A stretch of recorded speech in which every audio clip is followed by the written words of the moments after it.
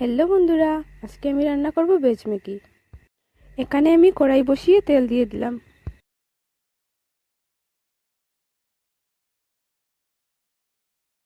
তেল গরম হওয়ার পর দিয়ে দেব বাঁধাকপি আর গাজর।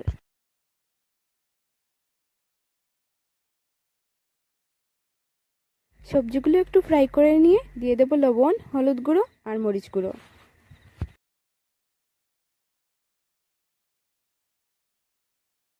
দিয়ে দেব জল।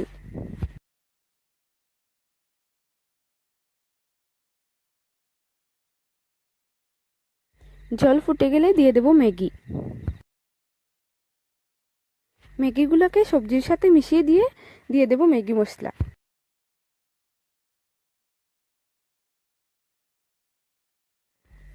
ম্যাগি রান্না হয়ে গেছে। আমার ভিডিওটা দেখার জন্য অনেক অনেক ধন্যবাদ।